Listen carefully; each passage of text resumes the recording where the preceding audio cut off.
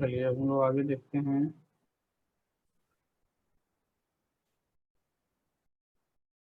Question है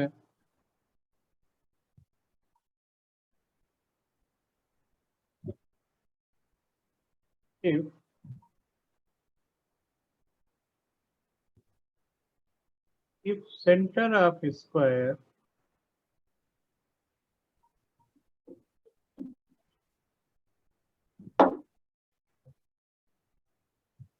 if center of square is 0 0 and center of square is 0 0 and one vertex is 2 comma 1 and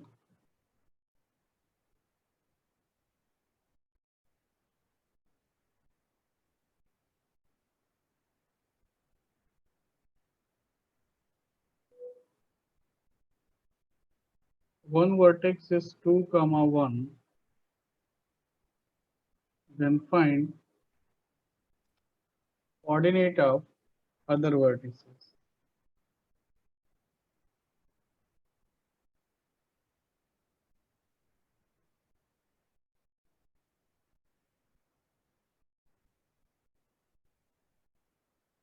Question clear है?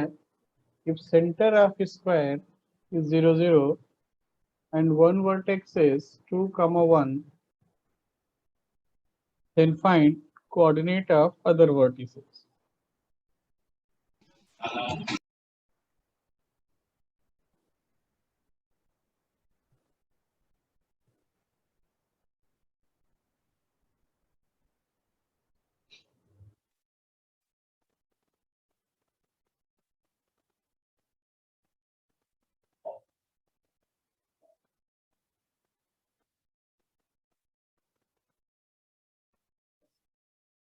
बोलो भाई, if center of a square is 0 0 and one vertex is 2 comma 1, then find sir हो रहा है coordinate. Sir. अच्छा, question समझ में आ रहा है या नहीं?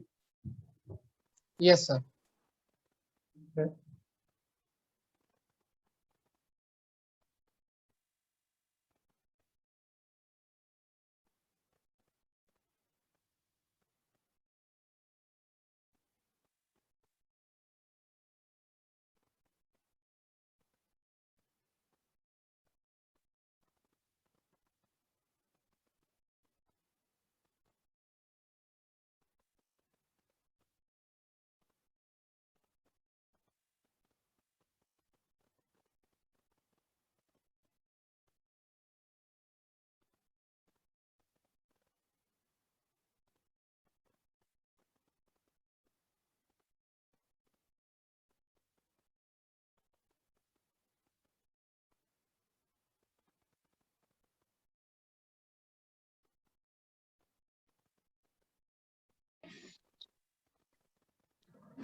सर मिल गया सर आंसर। मिल गया, बहुत अच्छे। देखिए क्या क्या आंसर आया, बोलिए। यस सर बोल रहा हूँ सर। सर आंसर है -2,1 -2,-1 एंड 2,-1। अच्छा, देखिए देखिए सेंटर को हमने लिख दिया O 0 0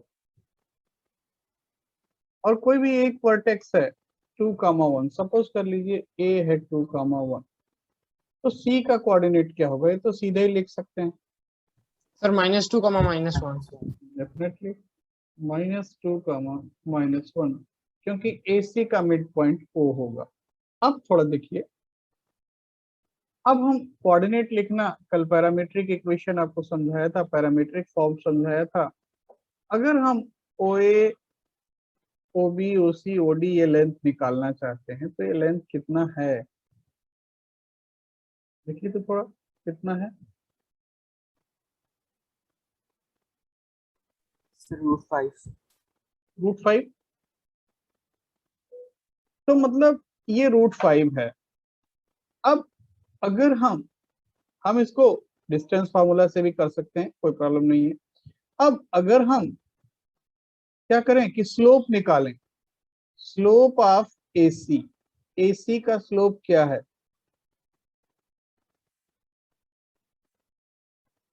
बोलो भाई।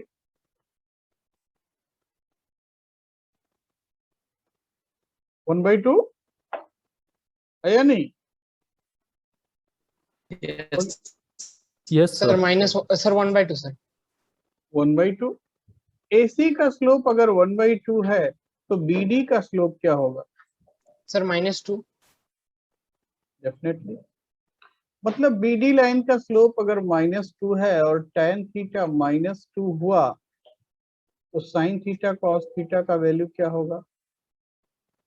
2/√5। मैंने बताया था sin थीटा कभी नेगेटिव नहीं होगा एंड cos थीटा -1/√5। चेक करो ये बात क्लियर है या नहीं? Yes sir. तो अब अगर ये क्लियर है तो हमको लिखना है कोऑर्डिनेट्स किसका? B और D का। D क्या है? √5 यूनिट ऊपर होगा, B क्या होगा? √5 यूनिट नीचे होगा। तो D का कोऑर्डिनेट हम लिख सकते हैं या एक वर्टेक्स का कोऑर्डिनेट लिख सकते हैं। ध्यान दीजिएगा 0 + √5 cos theta and 0 - √5 sorry 0 + √5 sin theta. And ये एक्चुअली B होना चाहिए या जो भी हो, कोई फर्क नहीं पड़ता नाम में क्या रखा है। और दूसरा हो जाएगा 0 - √5 cos थीटा एंड 0 - √5 sin। देख लीजिए ये बात ठीक है? सर बोलिए। सर ये बी वाला पॉजिटिव क्यों? हाँ, सर ये पॉजिटिव कैसे? वो पॉजिटिव कहाँ पर यूज करेंगे और नेगेटिव कहाँ पर यूज करेंगे? पहले में सुनिए सुनिए सुनिए, एग्जैक्ट फिगर बनाएंगे अगर तब पता चलेगा कि किसमें एक्स कोऑर्डिनेट बढ़ रहा है, किसमें एक्स कोऑर्डिनेट कम हो रहा है। तो लाइन के अकॉर्डिंग जब हम एग्जैक्ट फिगर बनाएंगे इसका, तभी हम इसके बारे में बोल पाएंगे। ठीक है? तो अगर हम इसके साथ बनाते कोऑर्डिनेट एक्सेस के साथ, तो 2, 1 यहाँ कहीं होगा, -2 - 1 यहाँ कहीं होगा। इसको ज्वाइन करेंगे। ठीक है? ये दूसरा डायगोनल ऐसा बनेगा। अब क्लियर है कि अगर इसके लिए cos थीटा नेगेटिव है तो इस पॉइंट का कोऑर्डिनेट में हम क्या लेंगे? प्लस साइन लेंगे, क्योंकि x कोऑर्डिनेट कम होना चाहिए। cos थीटा नेगेटिव है ना, यस सर। तो हम जब ऊपर जा रहे हैं तो सीधा सीधा समझिए कि अगर हम ऊपर की तरफ जा रहे हैं तो y कोऑर्डिनेट बढ़ेगा और नीचे की तरफ जा रहे हैं तो y कोऑर्डिनेट घटेगा। तो ऐसे भी हम समझ सकते हैं कि अगर हम ऊपर की तरफ जा रहे हैं तो r का साइन प्लस लेंगे और नीचे की तरफ जा रहे हैं तो r का साइन नेगेटिव लेंगे, क्योंकि साइन तो कभी भी नेगेटिव नहीं होगा, साइन इज ऑलवेज पॉजिटिव। तो आप साइन से डिसाइड कर लो। ठीक है? समझ गया सर। तो यहाँ वैल्यूज डाल दीजिए, आपको मिल जाएगा डी एंड बी। कितना कितना आ रहा है चेक कीजिए। सर -1, 2 और 1, -2। -1 पहला वाला आया, -1, 2। Yes sir.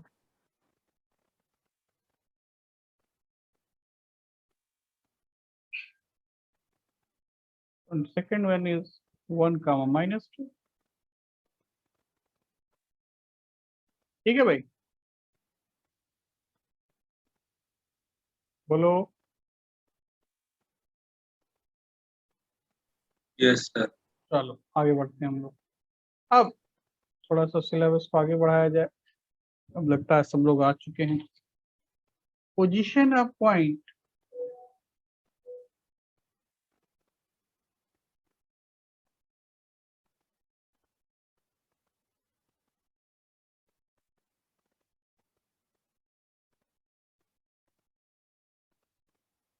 with respect to given line।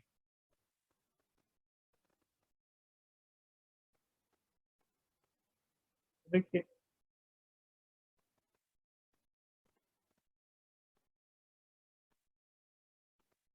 तो हम एक एग्जांपल से समझेंगे। फॉर एग्जांपल हमने एक लाइन का इक्वेशन ले लिया, 2x + 3y ये एक लाइन है। तो अगर ये लाइन है, इस लाइन को हम कार्टेशियन प्लेन में प्लॉट कर सकते हैं। कैसे? इधर देखिए,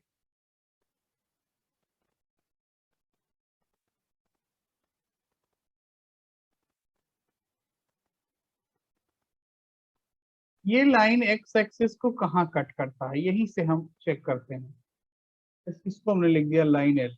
एल इंटरसेक्ट्स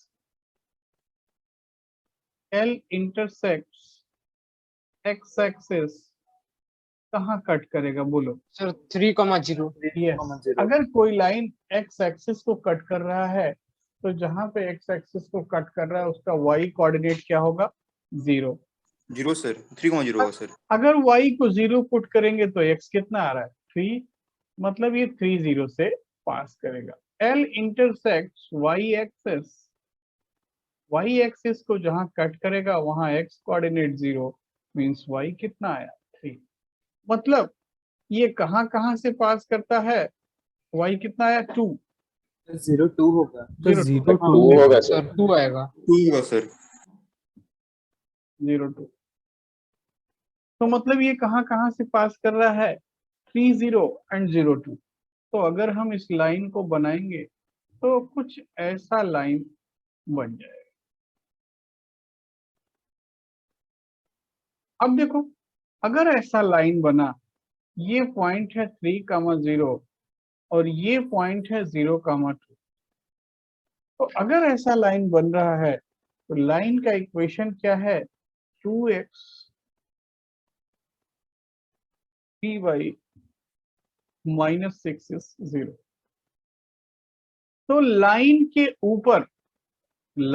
ऊपर अगर कोई पॉइंट है तो वो पॉइंट इस इक्वेशन में पुट करने से क्या साइन देगा, क्या वैल्यू देगा?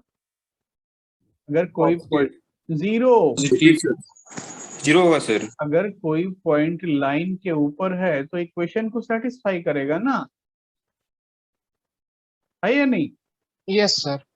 और कोई पॉइंट अगर लाइन के ऊपर है, मान लीजिए इस लाइन का हम बात कर रहे हैं केवल आपको समझाने के लिए, इस लाइन के ऊपर अगर यहां है तो इस पॉइंट को पुट करने से क्या मिलेगा? मान लो P पॉइंट यहाँ है, P पॉइंट यहाँ है, तो ये पॉइंट इस लाइन में पुट करने से क्या मिलेगा? पॉजिटिव मिलेगा, नेगेटिव मिलेगा, सर पॉजिटिव सर। कुछ भी हो सकता है। क्यों क्यों पॉजिटिव होगा?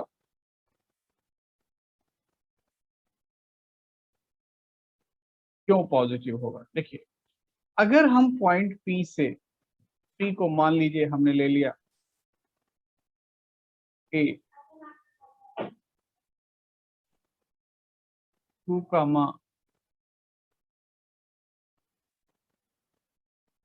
मान लीजिए हमने ले लिया 2, ठीक है। तो 2 2 से आपके समझाने के लिए एक बार मैं बता रहा हूं, अगर हम एक पैरेलल लाइन ड्रॉ करें 2 2 से, इस लाइन के पैरेलल एक लाइन ड्रॉ करें तो इस लाइन का इक्वेशन क्या बन जाएगा बोलो? लाइन L2, इसको हमने लिख दिया L। तो L2 का इक्वेशन क्या होगा? L2 is parallel to L। L2 का इक्वेशन क्या होगा? 2x plus 3y minus 10 is equal to 0. Yes, 2x plus 3y minus 10 equal to 0। ठीक है, तो क्या पता चला कि 2x plus 3y minus 10 equal to 0, मतलब 2 2 पुट करने से क्या 0 होगा? 2x plus 3y minus 10। 2 2 put करने से क्या 0 हो रहा है? 2x plus 3y minus 10। तो अगर 2 2 यहां पुट करेंगे, यहां पुट करेंगे तो 2x plus 3y minus 6, अगर 2x plus 3y minus 10 0 है तो इस वैल्यू के लिए इसमें 2 2 पुट करने के लिए L2 2 2, मतलब L2 में हमने 2 2 पुट किया, L2 में अगर 2 2 पुट किया तो क्या आया? 0। और अगर L में 2 2 पुट करेंगे तो क्या वैल्यू आना चाहिए बोलिए? सर 4 4 आना चाहिए नहीं? सर 4 आएगा। मतलब पॉजिटिव आएगा। ठीक है, आप 2 छोड़ दो, 2 भूल जाओ। मान लो अगर ये x1 y1 होता, ठीक है, तब क्या वैल्यू होता? तो यहाँ जितना आ रहा है ये डिफरेंस कितना आ रहा है? 4 आ रहा है। तो अगर 2x प्लस 3y माइनस 10 0 है, मतलब 2x प्लस 3y का वैल्यू 2 के लिए क्या है? 10 है। तो अगर हम यहाँ पे 10 पुट करेंगे तो 10 माइनस 6 4 आएगा या नहीं? तो इसका मतलब क्या हुआ? इसका सीधा सीधा मतलब क्या हुआ कि लाइन L के ऊपर अगर कोई पॉइंट है तो लाइन में पुट करने से पॉजिटिव साइन देगा, और क्लियर है इसके नीचे पुट करने से क्या साइन देगा? नेगेटिव साइन देगा। ठीक है, सो इफ Q, ये केवल आपको समझाने के लिए एग्जांपल लिया गया, बाकी इसके बाद मैं एक लाइन में लिख दूंगा। If x2 y2 lies above the line, then L x2 y2 is positive। ठीक है, एंड अगर x2 y2 below the line है, बिलो द लाइन है, तब क्या होगा? नेगेटिव। नेगेटिव। तो नेगेटिव ये हो नेगेटिव होगा। तो ये इस लाइन के लिए है अबव और बिलो। ठीक है, दूसरे लाइन के लिए हो सकता है अबव नेगेटिव हो और बिलो पॉजिटिव हो, या कुछ भी हो सकता है, बोल नहीं सकते। ठीक है, बस यहां से केवल इतना कंसेप्ट लेना है कि अगर कोई लाइन है, लाइन के ऊपर पॉइंट है, पुट करने से 0 आएगा। एक साइड में सारे पॉइंट अगर हम पुट करेंगे तो साइन पॉजिटिव होगा, और दूसरे साइड में पॉइंट्स को अगर हम पुट करेंगे तो साइन नेगेटिव होगा। बस इतना ही कंसेप्ट हमको यहां से लेना है कि लाइन के ऊपर कोई पॉइंट है तो क्या करेगा? लाइन को सेटिस्फाई करेगा, मींस लाइन में पुट करने से उसका वैल्यू 0 होगा। लाइन के एक साइड में है तो किसी एक साइड में सारे पॉइंट पुट करने से पॉजिटिव वैल्यू देंगे, और दूसरे साइड में सारे पॉइंट पुट करने से नेगेटिव वैल्यू देंगे। इतना बात क्लियर है? मतलब Yes, sir. इक्वेशन के हिसाब से कौन सा साइड पॉजिटिव कौन सा नेगेटिव होगा वो डिपेंड कर। ये हम डिफाइन कर सकते हैं कौन सा पॉजिटिव कौन सा नेगेटिव। कैसे? पोजीशन देख, जैसे ये लाइन हमने प्लॉट कर लिया, ये लाइन तो प्लॉट कर लिया ना L। अब हम L में ओरिजिन डाल देते हैं, यहां से अलग किया है, L में ओरिजिन डालते हैं तो क्या आया? 0 + 0 - 6, मतलब नेगेटिव आया। मतलब origin side of line will provide negative sign। ठीक है, समझ गए? लाइन प्लॉट करने के बाद एक पॉइंट, जैसे हम यहाँ पे 2 देख के नहीं बोल पा रहे थे ऊपर होगा कि नीचे होगा, लेकिन ओरिजिन तो बोल पा रहे हैं ना कि नीचे होगा। जब हमने लाइन को प्लॉट कर लिया तो ओरिजिन तो बोल पा रहे हैं, 1 0 तो बोल पा रहे हैं नीचे होगा, 2 0 तो बोल पा रहे हैं नीचे होगा।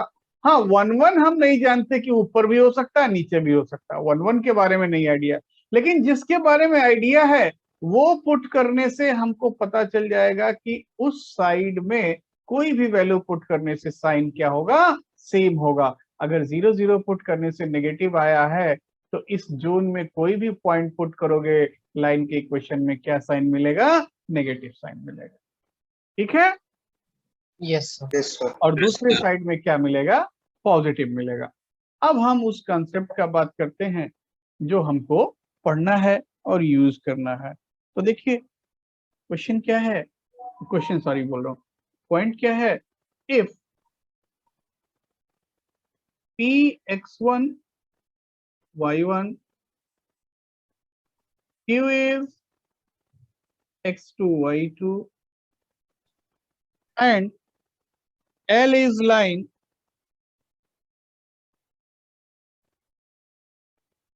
and L is ax by plus c equal to 0।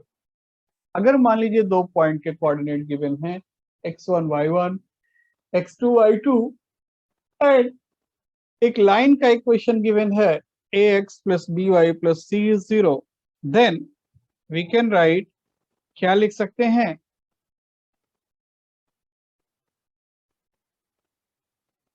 Then number 1, P and Q lies on same side of line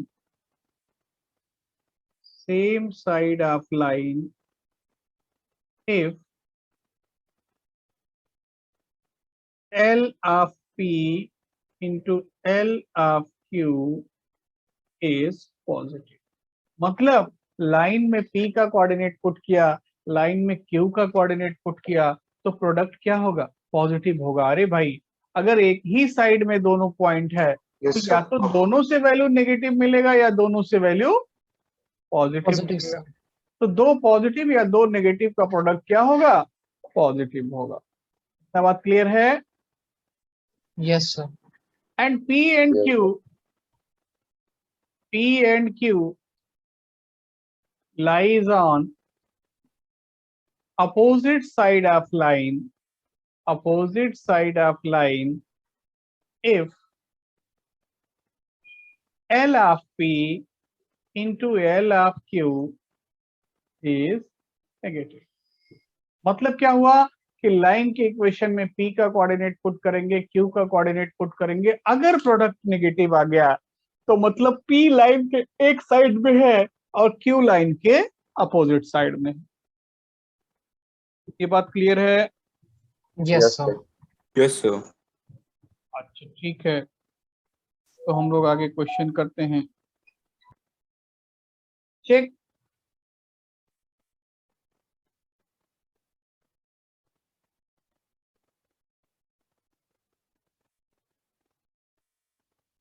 position of points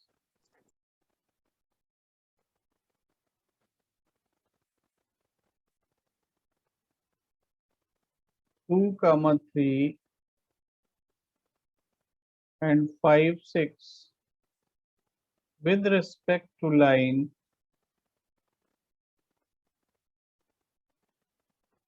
two x minus 4y plus 7 is 0।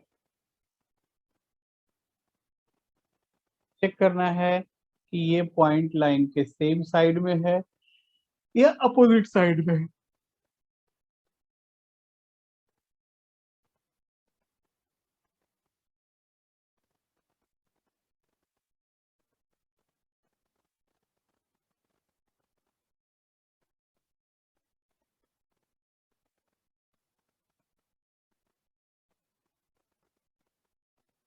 Sir same side में नहीं है sir.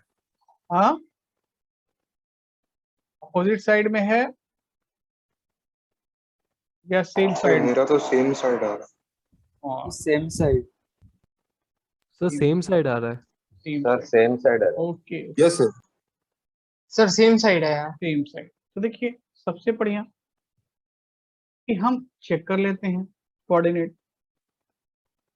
ठीक है, तो हम क्या करेंगे, L23 का वैल्यू निकालेंगे। 2 3 तो क्या हो गया, 2 into 2 minus 4 into 3 plus 7, value क्या आया? नेगेटिव। माइनस L 5 6 पुट करेंगे तो 2 into 5 minus 4 into 6 plus 7 is also negative. Sir -7 आया था। हाँ, नेगेटिव आया। तो अगर दोनों ही नेगेटिव आ रहा है तो हम लिख सकते हैं 2 3 and 5 6 lies on same side of line।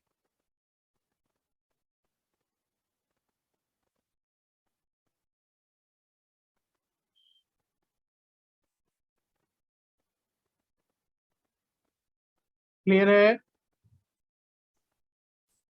Yes sir. Yes sir. Next question लिखिए। नेक्स्ट क्वेश्चन है find alpha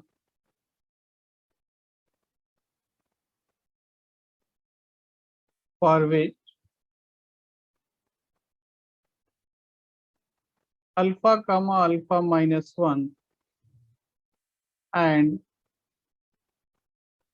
2 alpha comma alpha minus 3 lies on opposite side of line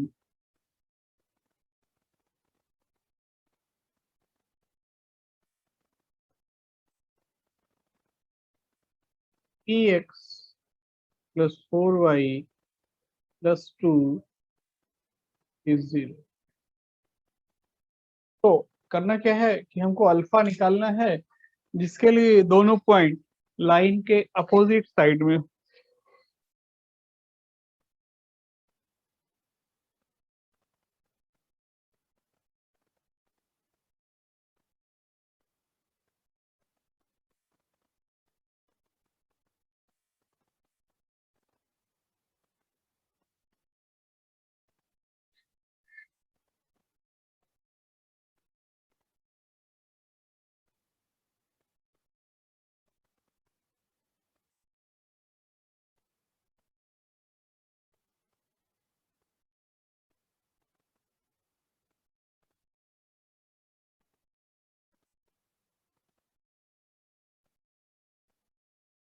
sir alpha है 2/7 and 1।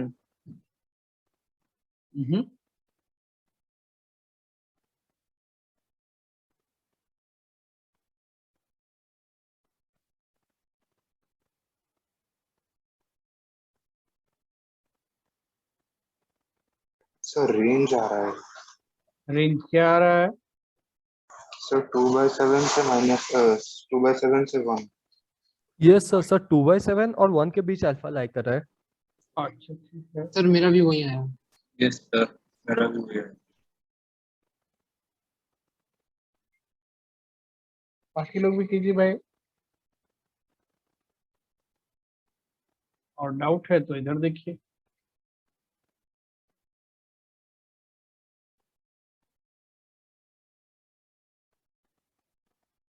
सर 2/7 और 5 के बीच। Yes sir. तो देखिए अगर हम इसको लिख देते हैं point P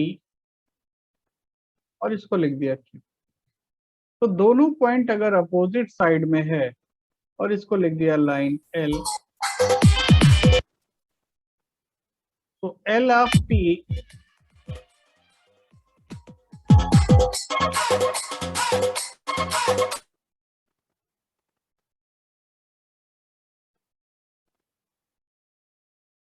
L of P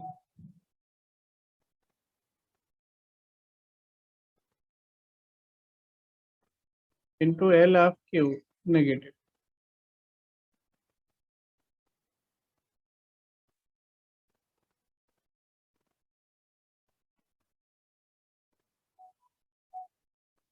Amandeep, yes sir. ये कौन है म्यूजिक बजा रहा था? Sir Akash Behera.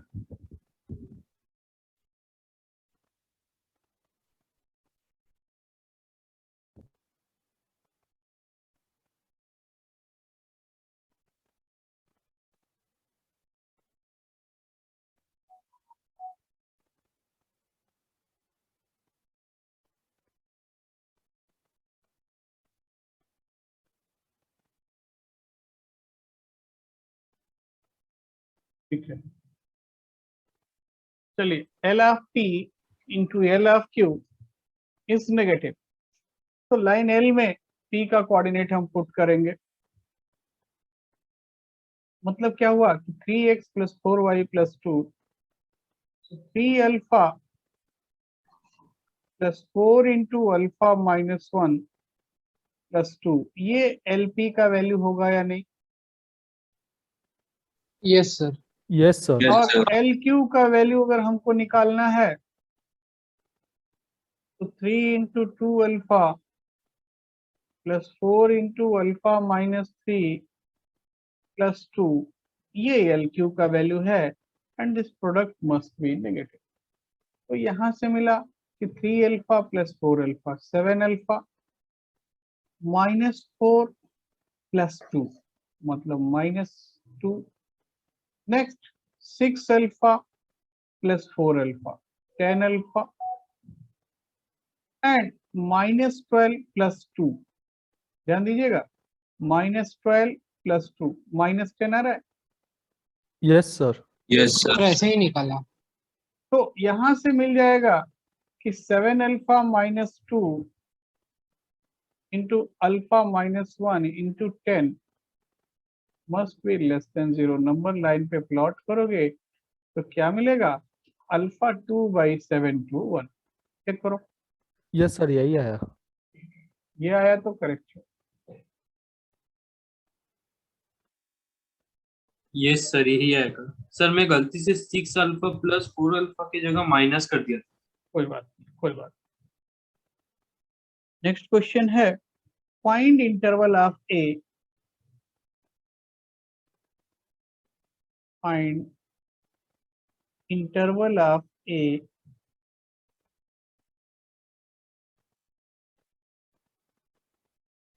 interval of a for which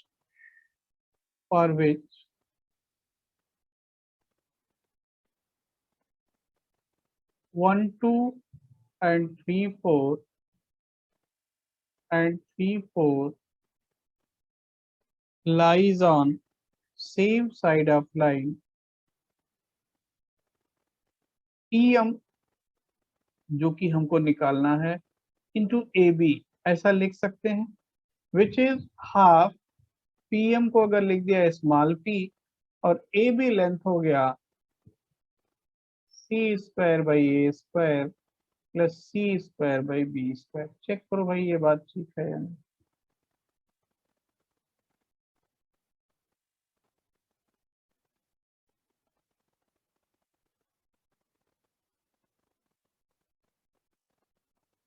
यहां तक बात ठीक है। अब c square by a square, ये देखिए a b distance minus c by a minus 0 whole square, 0 minus minus c by b whole square. तो वहां से हमको मिल गया कि ए बी डिस्टेंस कितना है। अब अगर हम इस ट्रायंगल का एरिया निकालते हैं using coordinates of p A b, तो उसको भी हम लिख सकते हैं डेल्टा यूजिंग कोऑर्डिनेट्स। तो हाफ, देखिए कोऑर्डिनेट्स मैंने यहाँ पे लिख दिया minus c by a comma 0 x1 y1 0 minus c by b and minus c by a 0। यही तो कोऑर्डिनेट हुए।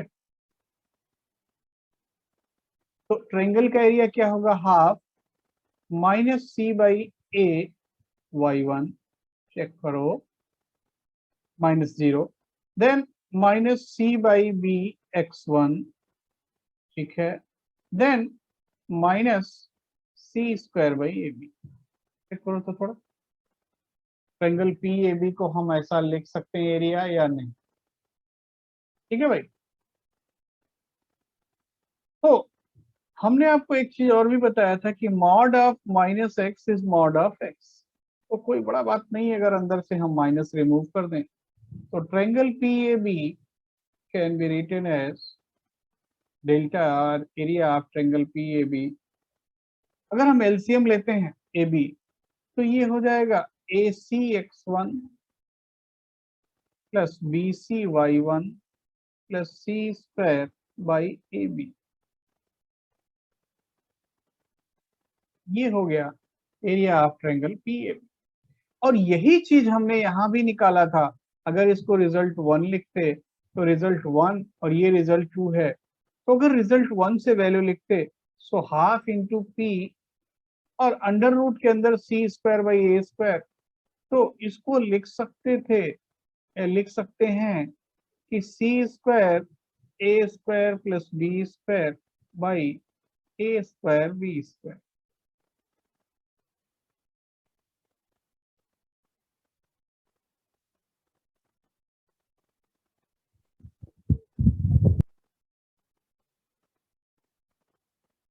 तो अब हाफ से हाफ कैंसिल हो गया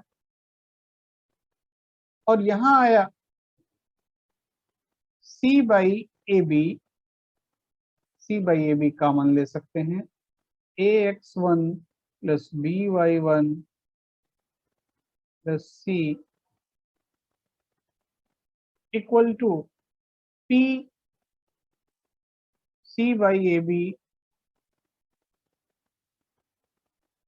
modulus under root a square plus b. C by a b cancel हो गई, तो पी क्या मिला, लेंथ ऑफ परपेंडिकुलर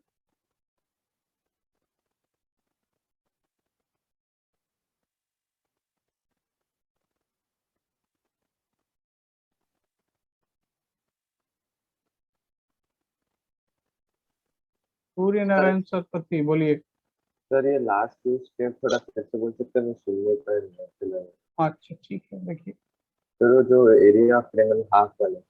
हाँ, ये वाला ना। यस सर वही। देखिए देखिए, एरिया ऑफ ट्रायंगल निकालने के लिए आपको फॉर्मूला बताया था कि अगर कोऑर्डिनेट्स लिख लें हम, तो कोऑर्डिनेट्स को एक ऑर्डर में लिख के और फर्स्ट कोऑर्डिनेट को रिपीट कर देते हैं। अब इसका एरिया क्या हुआ, minus c by a into y one minus 0 plus minus this value minus 0 plus 0 into 0 minus this value. याद आया?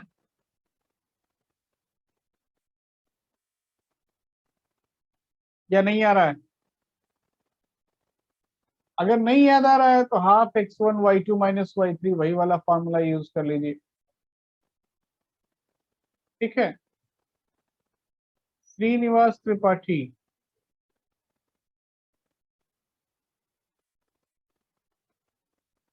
तो ये सर वो थोड़ा लास्ट फिर से समझ आया। हाँ लास्ट में बताऊंगा। तो देखिए पहले तो यही वाला स्टेप क्लियर कर लेते हैं, ये वाला क्लियर हुआ। Yes sir. अब ये अगर क्लियर हो गया तो ट्रायंगल PAB, अब इसी को थोड़ा और सिंप्लीफाई कर देते हैं कि भाई आपको बताया mod of minus x is mod of x होता है। तो मतलब क्या हुआ कि इसको हम ऐसा भी लिख सकते हैं कि c y one by a plus c x one by b plus c square by a b. अब एलसीएम लिया ए बी तो ऐसा हो गया इक्वल टू हाफ। अब यहां से हमें ये भी तो ट्रायंगल का एरिया था, हाफ बेस इंटू हाइट, दोनों वैल्यूज को इक्वल कर दिया।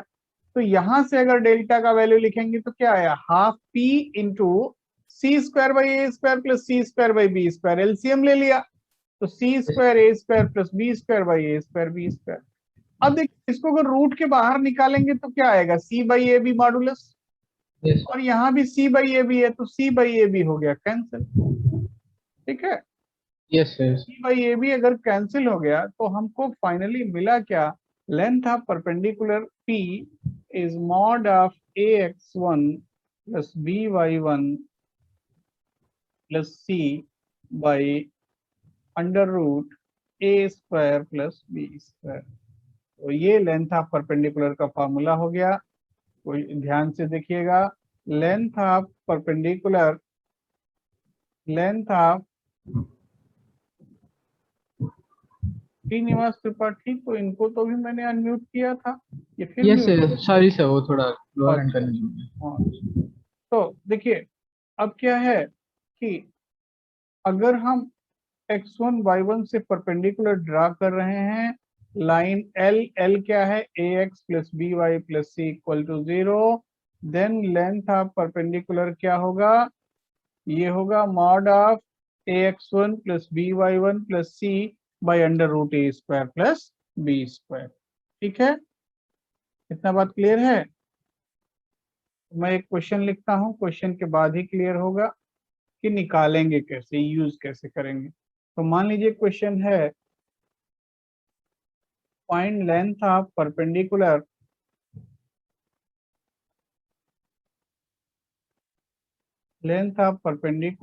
From 4, 5 to the line tx plus 4y plus 7 is 0।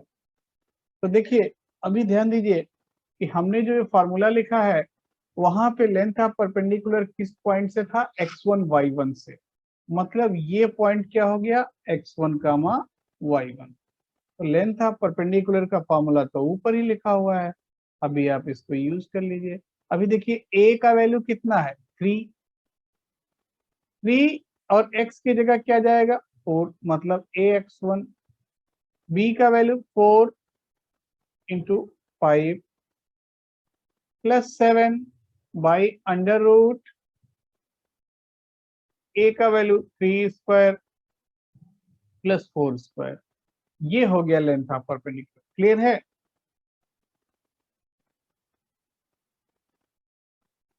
Length of perpendicular from x1 y1 to the line आपको क्या बताया, ax1 plus by1 plus c by under root a square plus b square.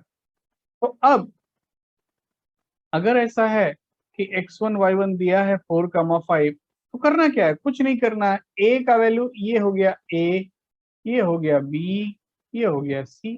तो मतलब a into x1 मतलब 3 into 4 plus b into मतलब 4 into 5 plus 7 by under root a square plus b square. Clear है भाई?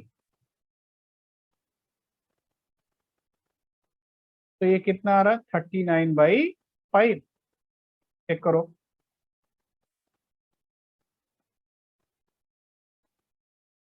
ठीक है,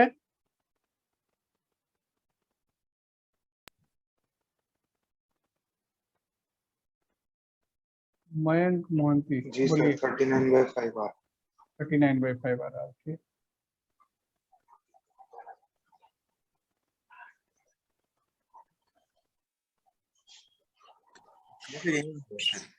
अंशुमान पटेल बोलिए। ये सर यहीं आ रहे हैं आंसर में 39/5। ठीक है, चलिए भाई, अगर ये क्लियर है तो आगे बढ़ा जाए। क्लियर है या डाउट है कि कैसे पुट करना है, कैसे लेंथ ऑफ परपेंडिकुलर निकालना है? क्लियर है क्लियर है। तो नेक्स्ट क्वेश्चन लिखता हूं, find coordinate of point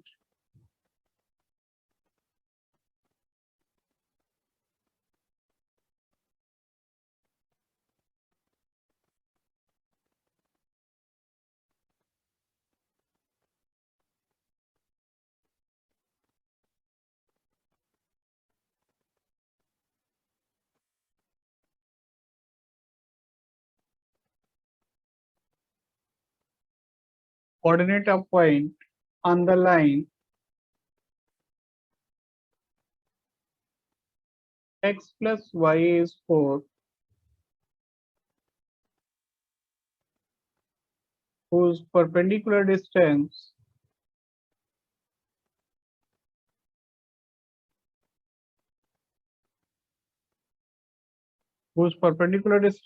from 4x plus 3y equal to 10 is 1 unit। मतलब क्या है कि हमको लाइन के ऊपर ऐसा पॉइंट निकालना है कि जिस पॉइंट से गिवन लाइन पे परपेंडिकुलर डिस्टेंस का लेंथ 1 यूनिट हो।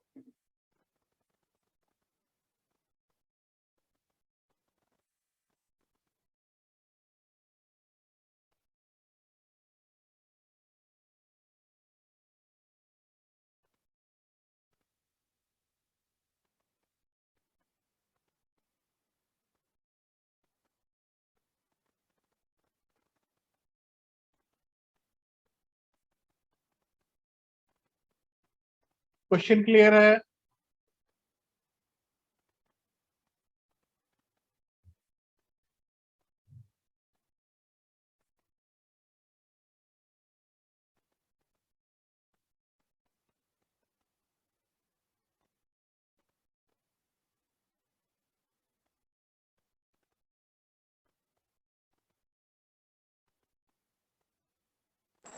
ये सब क्वेश्चन क्लियर है सर कर रहे हैं इसको।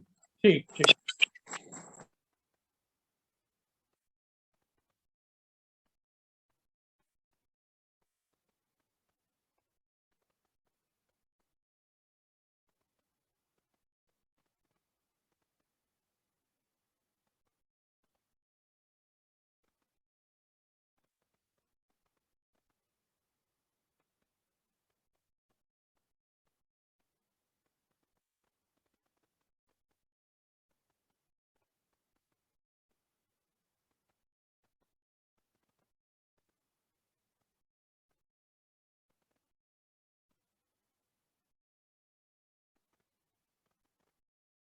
सर मेरा h इज इक्वल टू 3 और हाँ।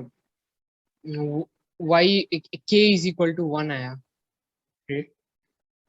अच्छा। और सर और एक भी आया, हाँ h इज इक्वल टू -7 हाँ और k इज इक्वल टू -3। ना, पहला वाला सॉरी सही है। सॉरी सर, वो k is equal to sir 11 आ गया। तो ये ठीक है, ओके सर। ये ठीक है।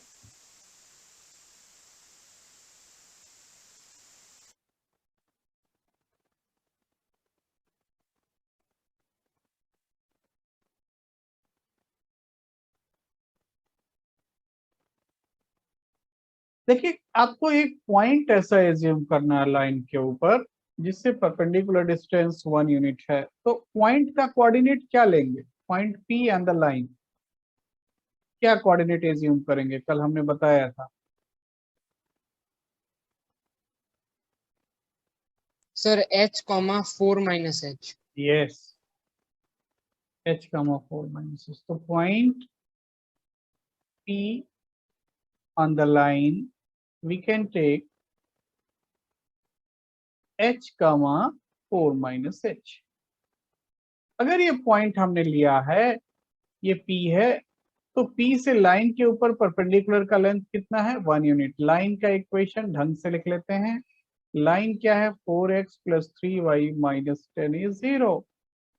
तो लेंथ ऑफ परपेंडिकुलर क्या मिल जाएगा? क्या करना होता? ये कोऑर्डिनेट यहाँ पुट कर देना होता मॉडुलस के अंदर।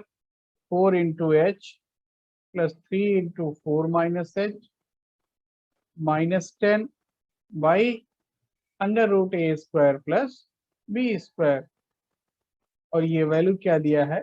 1 यूनिट। तो फाइनली मिला क्या? 4h plus minus 3h, h 12 minus 10 2, h plus 2 by 5 is 1. So h plus 2 is plus minus 5. तो h का वैल्यू क्या आया?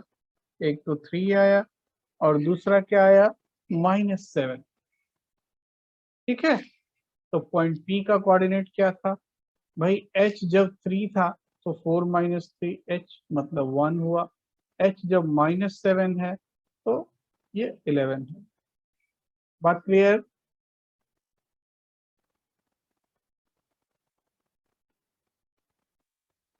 क्या डाउट है?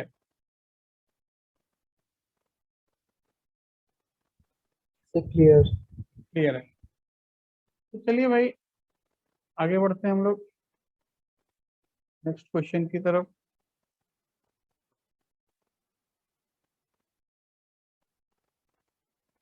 कहाँ से एक एक कार्टून आ जाते हैं।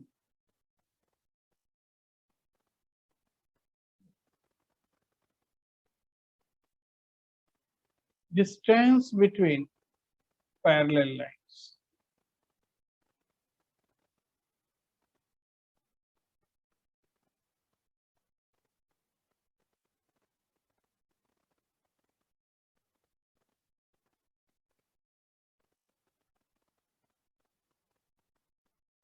पैरेलल।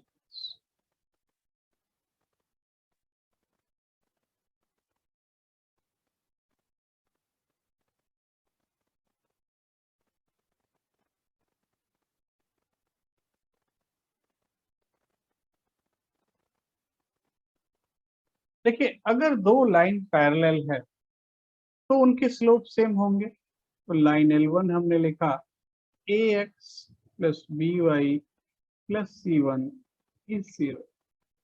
लाइन L2 लिखा ax plus by plus c2 is. ठीक है। अब अगर हम इन लाइंस को प्लॉट करेंगे, इन लाइंस को प्लॉट करेंगे तो ये लाइन कैसे होंगे? ध्यान दीजिएगा।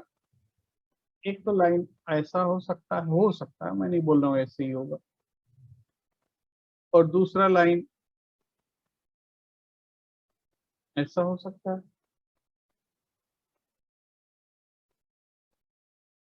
तो अब अगर हम इसको लिखते हैं L और इसका इक्वेशन है ax plus b y plus c one is 0 और एल को L1 लिखा जाए, इसको L2 ax plus b y plus c two is. अगर दोनों लाइन ऐसा है तो ओरिजिन से अगर हम परपेंडिकुलर ड्रॉ करेंगे तो L2 पे परपेंडिकुलर OQ है और L1 पे परपेंडिकुलर OP है। ठीक है, तो हम लिख देते हैं OP is perpendicular from O to L1 and OQ is perpendicular from O to L2। तो देखिए, अगर हम PQ लेंथ निकालना चाहते हैं तो PQ लेंथ को OQ माइनस OP लिख दिया जाए या नहीं, लिख सकते हैं? Yes, sir. तो OQ लेंथ कितना मिलेगा, मतलब 0 0 से L2 पे perpendicular 0 plus 0 plus C2 by under root a square plus b square. Check करो भाई। और दूसरा वाला हो गया 0 plus 0 plus C1 by under root a square plus b square. पहले इतना चेक करो, ये बात ठीक है। तो अब ये हो गया finally mod of C2 minus mod of C1 by under root a square plus b. अब देखिए, अगर दोनों लाइन, ध्यान दीजिएगा, दोनों लाइन ओरिजिन के सेम साइड में है, ओरिजिन के सेम साइड में है, तो C1 और C2 का साइन भी सेम होगा या नहीं? मयंक मोहंती को बोलना चाहते हैं, एक सेकेंड। हाँ बोलिए। यस सर, सेम सेम होगा। और अगर ये दोनों अपोजिट साइड में है तो C1 पॉजिटिव और C2 नेगेटिव, या C1 नेगेटिव C2 पॉजिटिव होगा। दोनों ही केस में अगर मान लो दोनों का साइन सेम है, तो तब जब दोनों का साइन सेम है तो क्या आएगा, C2 minus C1, C2 minus C1। तो हम यहाँ क्या करते हैं, मॉडुलस लगा देते हैं C2 minus C1 by under root a square plus b, अगर C1 C2 का साइन सेम है। बात ठीक है? If sign of C1 C2 are same, ये केवल समझाने के लिए लिख रहा हूं, अभी डिलीट कर दूंगा। अगर C1 C2 का साइन अपोजिट है, तो अपोजिट है मतलब सेकेंड लाइन यहां होगा, और ऐसे केस में जब आप C2 माइनस C1 करोगे तो मान लो कि C2 पॉजिटिव और C1 नेगेटिव है, तो एक्चुअली में C2 प्लस C1 हो जाएगा ना, और उस केस में दोनों लाइन के बीच में डिस्टेंस भी कितना हो जाएगा, OQ प्लस OM हो जाएगा या नहीं? तो मतलब ये हमेशा वैलिड है C2 माइनस C1, चाहे लाइन कहीं हो, हमको लाइन का पोजीशन नहीं चेक करना है। तो अब इसको हमने डिलीट कर दिया और लिख दिया mod of C2 minus C1 by under root a square plus b square. अगर C1 C2 दोनों पॉजिटिव हुआ या दोनों नेगेटिव हुआ तो लाइन ओरिजिन के सेम साइड में होंगे, और उस केस में C2 माइनस C1 करने से डिफरेंस ऑफ डिस्टेंसेस मिलेगा। बट अगर दोनों अपोजिट साइड में हुआ तब C1 माइनस C2 मॉडुलस करने से आपको सम ऑफ डिस्टेंसेस मिलेगा। तो कहानी क्या है कि हमको जो है ये पोजीशन नहीं चेक करना है। अगर दो पैरेलल लाइंस का इक्वेशन दे दिया गया और दोनों के बीच में डिस्टेंस निकालना है, तो डिस्टेंस का सीधा फॉर्मूला लिखेंगे कि distance between parallel line is mod of C2 minus C1 by under root a square plus b square. बात क्लियर है या नहीं? Yes sir. देखिए मैं यहाँ पे फॉर्मूला लिखता हूँ, आपसे कोई प्रूफ नहीं पूछेगा, कोई प्रूफ आपसे पूछा नहीं जाएगा, ठीक है? और मैं यहाँ फॉर्मूला लिख दे रहा हूँ, distance D between parallel lines is C1 minus C2 modulus by under root a square plus b square. ये दो पैरेलल लाइंस के बीच में distance.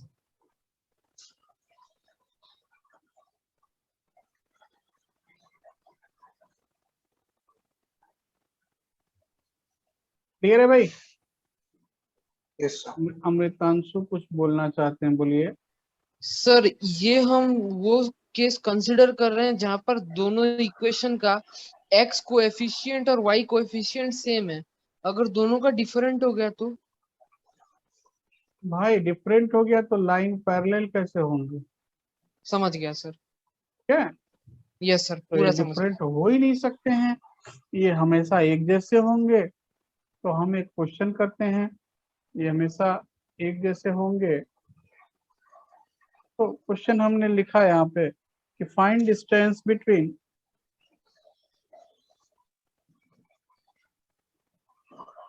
find distance between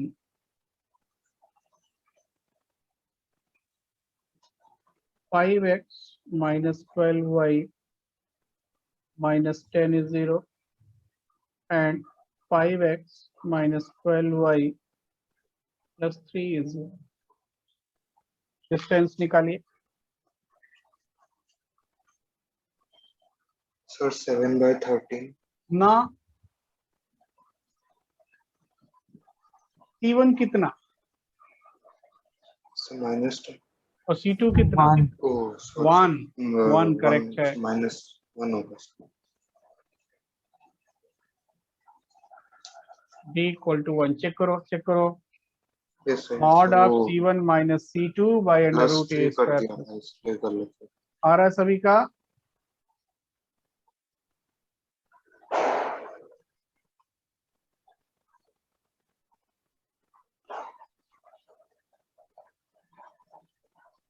sir वो 1 मतलब C2 1। C2 3 ना? यस सर मेरे को लगा बोले कि C2 1 हो गया। हाँ सर समझा सर। डिस्टेंस 1। तो 1 आ रहा है सर। हाँ 1, वेरी गुड। 1 करेक्ट है, 1 करेक्ट है। तो सभी का 1 आ रहा है भाई? Yes sir. तो ठीक है, अब आप एक काम कीजिएगा, एनसीईआरटी बुक का नेक्स्ट एक्सरसाइज कंप्लीट कर लीजिए। अब एनसीईआरटी बुक के लिए और कुछ नहीं पढ़ना है, तो उसके क्वेश्चंस ट्राई कीजिए और जो डाउट होगा वो हम आपको नेक्स्ट क्लास में बताएंगे। प्रतीक